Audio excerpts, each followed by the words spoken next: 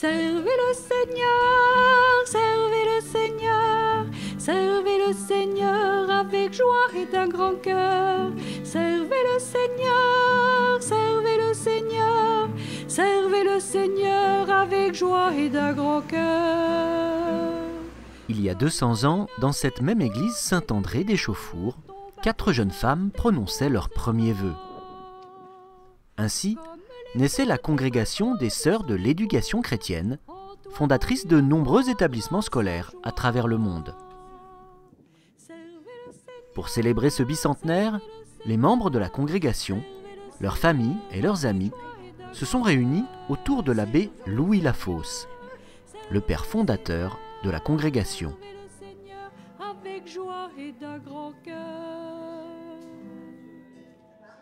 C'est une journée qui est comme un retour aux sources. C'est sûr que c'est une célébration de joie et d'action de grâce pour tout ce qui a été vécu pendant 200 ans, avec les petites représentations qui viennent des lieux où nous avons été implantés. Mais pour moi, c'est se replonger un peu dans la grâce fondatrice, ce qu'ont vécu nos 4 premières sœurs en s'offrant et en prononçant leurs premiers vœux. La congrégation toute petite et qui est en train de vivre une Pâque, parce qu'elle est en train de s'éteindre, eh bien, on vient prendre des forces pour vivre cette Pâque en buvant à la source de la consécration, en renouvelant notre consécration à Dieu pour vivre cette nouvelle étape de la vie de la congrégation.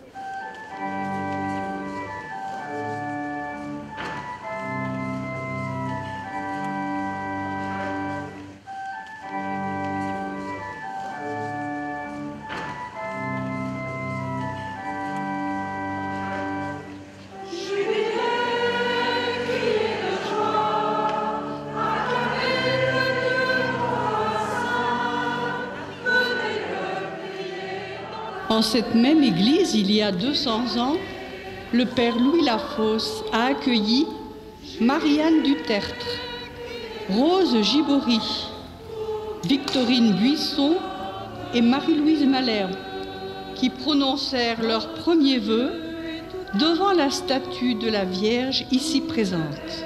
La congrégation de l'éducation chrétienne est née et se poursuit aujourd'hui selon notre livre de vie.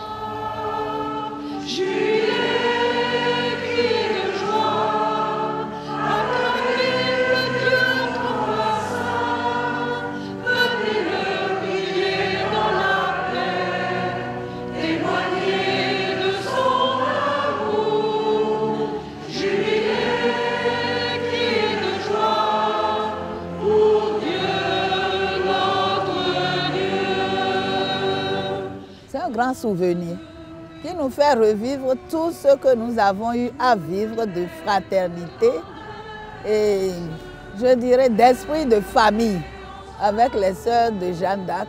En tant qu'élèves, nous avons formé une famille et c'est ça qui nous pousse à être là aujourd'hui. C'est notre fraternité que nous fêtons.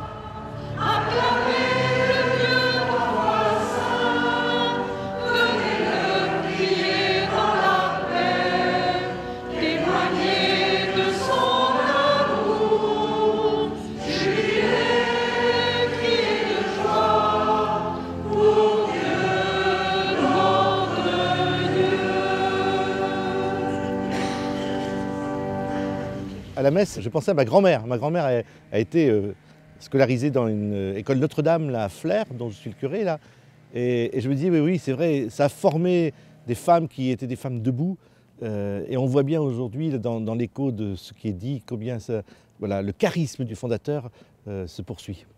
Aujourd'hui, de voir tout ce monde qui représente en fait tous les pays et tout leur travail pendant 200 ans, c'est extrêmement émouvant. I was here 25 years ago to celebrate my Silver Jubilee, and walking into the church today meant a lot to me. I felt I was very close to Father Louis Lafosse. I first came in contact with the RCEs when I was 8 years of age, and it was the humanity of the sisters. They were so down to earth, and I could sense a great family spirit among the sisters, and that has continued with me right to this day. To be here today means so much to me, especially since I'm the only one able to travel in the congregation in the United States, and to see all the people that have entered the lives of all our sisters here today, to be present, it means a lot to me. It encourages me. Oh, it feels fantastic, and it feels really symbolic that we've come back to where the story all began. That everybody has been formed and inspired by Louis Le Fos and those 4 young girls who took their vows 200 years ago. It's really powerful and it's very humbling. And to see in such a beautiful and simple church such good things have come is also incredible. They've built an amazing school. They've given us a tremendous opportunity to educate children, and it's just extremely important to be here to thank them and to witness the whole influence of the religious of Christian education across so many different countries. Le 21 novembre 1817, c'est une petite équipe fragile, mais unie, qui se lance dans l'inconnu, avec foi, audace, détermination, pas mal d'inconscience, mais il en fallait, et aussi beaucoup d'humilité, de simplicité, de pauvreté. Cette équipe ne parlera pas beaucoup d'elle-même. Elle laissera très peu d'écrits. Elle travaille, elle agit beaucoup et elle se développe. La congrégation connaît un bel essor en Normandie, puis dans le nord de la France. Elle s'implante ensuite en Belgique, en Angleterre, aux États-Unis, au Maroc, en Irlande, au Bénin, au Pérou. Nous revenons au berceau avec nos 200 ans d'histoire, riche de nos multiples fondations, de nos cultures et de nos parcours différents, de nos réussites et de nos déboires, mais toujours habités par ce désir qui traversa toutes les époques et toutes les difficultés, servir le Seigneur avec joie et d'un grand cœur, en participant à la mission d'éducation de l'Église. Nous l'avons fait grâce à toutes celles et tous ceux qui ont cheminé avec nous pendant tant d'années. Les jeunes filles venues nous rejoindre dans la congrégation, les élèves, les professeurs, les parents, les éducateurs, les équipes pastorales paroissiales, les congrégations religieuses amies, les prêtres, les évêques, tant et tant de personnes qui nous ont fait confiance et ont collaboré avec nous. Merci, Monseigneur Habert, de présider cette célébration. Merci à vous tous de vous unir à notre joie et à notre action de grâce.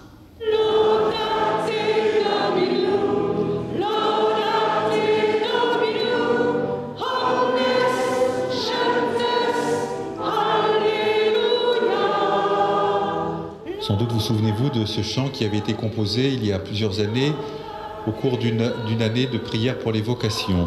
Ce chant que nous prenons souvent, « Si le Père vous appelle ».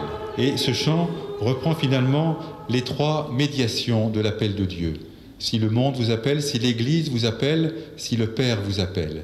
Et nous pouvons reprendre cela dans la méditation de ce que nous célébrons ce matin comme anniversaire.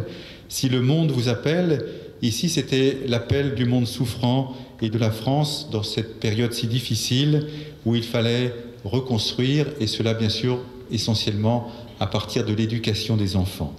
Si l'Église vous appelle, c'était par la médiation de ce curé de paroisse, le Père Lafosse, que l'appel de l'Église a retenti auprès de ces 4 jeunes filles. Et enfin, si le Père vous appelle, c'est l'appel de Dieu dans le cœur de chacune qui progressivement les amènera à demander et à recevoir cette consécration religieuse dans cette Église auprès de la statue de la Vierge Marie en cette fête de la présentation de Marie. C'est donc ce 21 novembre 1817 que, après avoir bien réfléchi, après avoir été formé par cet abbé si courageux, ce curé de paroisse, que ces jeunes filles vont s'engager. Quand je suis rentrée dans la congrégation, je n'avais que le désir de me consacrer à Dieu. Quoi qu'on me demande de faire, c'était Jésus-Christ qui importe pour moi. C'était une rencontre avec lui. Je ne voulais pas être enseignante. Vraiment, je ne sais pas pourquoi je suis tombée dans cette marmite, mais au départ, je crois que c'est parce que je connaissais la congrégation, je connaissais des sœurs qui représentaient beaucoup pour moi. Et c'est pour ça que finalement, je suis rentrée. Mais je suis devenue petit à petit éducatrice. J'ai découvert la beauté de l'éducation, que ce soit à travers l'enseignement, que ce soit à travers la pastorale. Cheminer avec des personnes, je l'ai découvert en vivant dans la congrégation et je suis heureuse d'avoir fait cette découverte. Aujourd'hui, quand je vis ma vie tout court, ma vie chrétienne, etc., je sens que ce sont elles, sont toutes ces religieuses que j'ai rencontrées, qui au cours des années ont fait ce que je suis. Aujourd'hui, les béninoises l'ont dit également, et moi c'est exactement ce que je ressens depuis des années quand on me demande qu'est-ce que j'ai retiré des sœurs de l'éducation chrétienne. Et moi je dis toujours que je trouve que ce sont des vraies femmes qui ont toujours été debout, et qui ont toujours travaillé au progrès, au développement des valeurs, au développement des personnes, des femmes libres aussi. Ça, c'est important. La découverte de cette antériorité par les élèves d'aujourd'hui les intéresse beaucoup et finalement, les élèves sont contents de savoir d'où ils viennent et pourquoi cet établissement existe et d'où il sort, quoi. Et ça me paraît très intéressant, même s'il n'y a plus de lien autre que finalement un lien de propriétaire à locataire dans pas mal d'endroits. Voici, Seigneur, la vie des jeunes de nos établissements scolaires implantés en France. Voici la vie des enseignants qui continuent l'éducation dans l'esprit du fondateur et tout le travail silencieux du personnel à leur service. Jeanne d'Arc d'Argentan, Saint Thomas d'Aquin à Flers, Saint-Joseph et Saint-Rémy à Tingebré. Notre-Dame de la Paix in Lille, Notre-Dame à la Bassée, Théière de Chardin à Saint-Maur-des-Fossés. Je suis curé d'une ville, donc Flers dans l'Orne, là, qui a été beaucoup marquée par la présence des sœurs d'éducation chrétienne, à travers lycée, collège, école primaire, école maternelle. Donc il y a quelque chose de l'esprit qui est passé et qui a marqué des personnes et qu'ils transmettent aujourd'hui dans l'éducation, dans leurs responsabilités, là où ils sont. Notamment, j'ai été marqué par la présence d'une école dans un quartier populaire et combien l'œuvre des sœurs d'éducation chrétienne aussi, c'était pas seulement du centre-ville, c'était aussi en quartier populaire et comme ça continue aujourd'hui. En même temps, la présence de l'éducation chrétienne, ce sont les écoles, mais pas que les écoles, hein.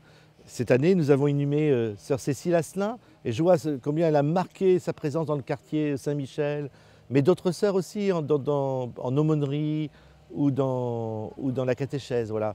Et là, il y a quelque chose qui s'est transmis. Il y a eu un enseignement, mais il y a eu tout l'aspect extérieur à cet enseignement. Elles ont apporté tout de même aux élèves qu'elles formaient une éducation, un message à donner. Le message, c'est celui de l'Évangile.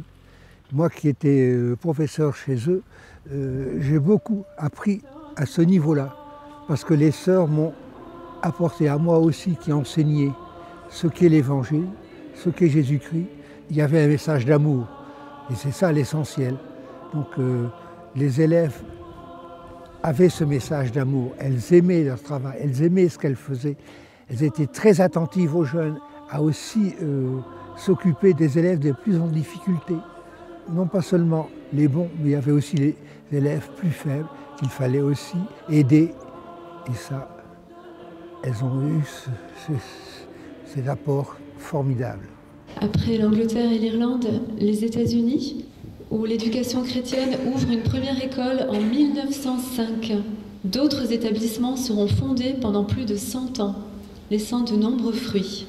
The sisters have left us their legacy and they have done such good work for over 100 years at Farnborough Hill. I think the vision of educating the whole person, academic education, but the spiritual, the cultural, the aesthetics in terms of sports and creativity, and letting people be the very best version of themselves they can be, letting people grow to become agents of change. We see that every day and I think that's what we're committed to at Farnborough Hill. We get many invitations to attend functions in our school, and we are an anam cara to the pupils in our school. So each sister has a year group. And recently I spoke about what it was like for me in the school and how the Spirit has continued to this day. I think we still have a very positive impact there, and we are very happy with the teachers and the lay people in our schools that they're very interested in carrying on our charism. And even going to our school in England, you can sense the same spirit there. The spirit is very strong in our school about being a good citizen, about being a good Christian, very much what Père Lafosse founded here. And the sisters, when they come, they really represent this. There's a tremendous warmth and affection for them in the school. To be human is to have a spiritual element. And I think as time goes on, people will value this much more. And so is it easy? No. But is it important? Very much. And I think there's a huge loyalty in our school to the sisters and a huge loyalty to what they have built up. Brought to me our spirit of serving the Lord joyfully and wholeheartedly. And that just rings something in me. And all the way through, whenever things got me down or anything, that was always coming back to me. Joyfully, wholeheartedly. That's what impressed me the most. And what I take away today is seeing how that spirit was lived out in our sisters and in our students. If you look at education in a broad sense, it's bringing the best out of people. And I think that's what carries on. Avec toutes nos sœurs, nous renouvelons maintenant nos vœux, chacune dans notre langue. Dieu, notre Père, en réponse à ton amour et sûr de ta fidélité, nous renouvelons pour toujours notre engagement à suivre Jésus par les vœux de pauvreté, chasteté et obéissance dans la congrégation de l'éducation chrétienne. Consacre-nous, Père, par ton Église, pour le service de l'Église et la gloire de ton nom. Que Marie, notre Mère, intercède pour nous. Amen. Je me rends compte à travers les témoignages, c'est tous les germes de vie qui ont grandi, tout ce que nous avons essayé de faire grandir, et puis qui s'est épanoui et qui a porté du fruit. On n'a jamais voulu faire des grandes œuvres, des choses, mais aider chacune à grandir. Donc on se rend compte que finalement, on a peut-être réussi à faire un petit peu quelque chose à ce niveau-là. On nous a appris à être tout le temps dans la joie, dans le bonheur. Et lorsque vous avez une amie ou bien une de vos sœurs qui est dans le malheur, on le partage ensemble et on vit vraiment en famille. Et je crois qu'elles ont fait de nous vraiment une très bonne citoyenne. Et aujourd'hui, les hauts cadres du Bénin sont toutes venues du cours secondaire Sainte-Jeanne d'Arc d'Abomey. On a eu plein de ministres, femmes. Et c'était les filles de Jeanne d'Arc. Elles nous ont appris aussi l'intégrité. Le fait de vivre en communauté, on respecte le bien de l'autre. Elles nous ont appris à nous prendre nous-mêmes en charge. Elles nous organisaient de manière à ce que les plus forts puissent aider les plus faibles. Et tout ça, là, c'est des valeurs que nous avons reçues de ces sœurs et qui font de nous aujourd'hui de vraies citoyennes, de vraies mères de famille et des éducatrices aussi, parce que nos enfants aussi en bénéficient et tout notre environnement en bénéficie. Leur présence a été pour nous d'un très grand apport parce que ça nous a permis de réaliser tous les talents que Dieu a mis en nous et qui nous a permis aujourd'hui d'être presque, je vais dire, une référence au Bénin. Quand on parle de filles de Jeanne d'Arc, vraiment, on ne crache pas dessus. Et aujourd'hui, même si nous avons quitté Jeanne d'Arc, nos petites sœurs nous suivent et on les intègre à notre amicale. Ce qui fait que l'esprit n'a pas disparu. Tant que nous serons là et que nos petites sœurs seront là, l'éducation chrétienne sera là.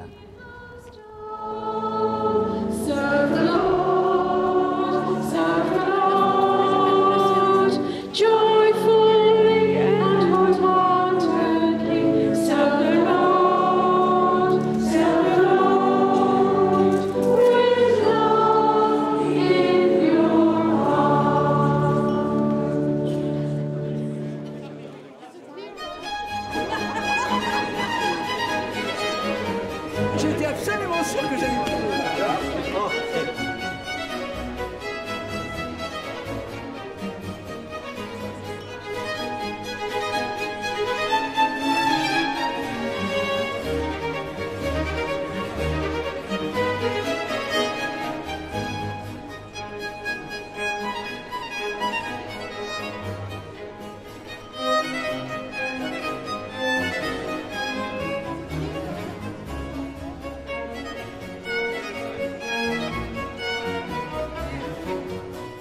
Nous sommes heureuses d'être ici à Échauffour, la source de votre congrégation qui a essaimé dans le monde entier.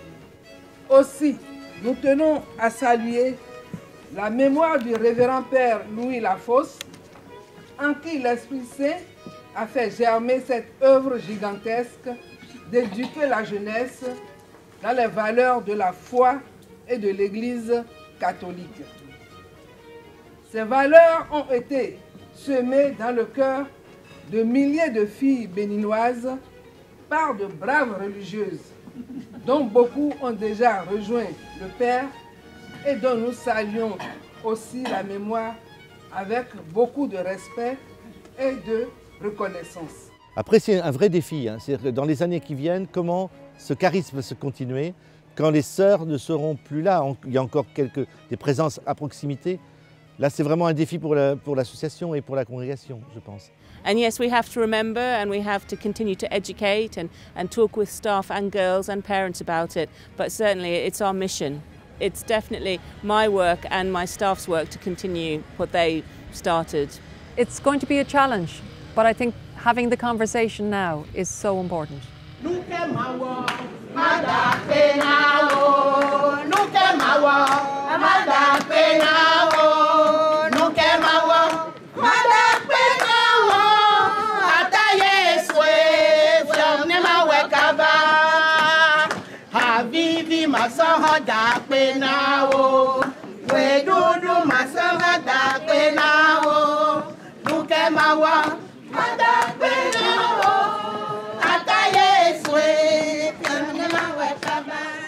Quand les sœurs sont parties, l'État a pris en charge l'école. Mais vu ce qui s'y passait, nous, les anciennes du cours secondaire Saint-Jean d'Arc, on s'est constitué en amicale. Et on a repris à l'État cet établissement que nous sommes en train de gérer maintenant avec le diocèse d'Abomey, pour que les valeurs que nous avons reçues reviennent et que ces filles-là puissent les transmettre pour qu'enfin le Bénin soit quand même une grande famille où les gens se tolèrent et qu'on travaille tous la main dans la main pour le développement de notre pays.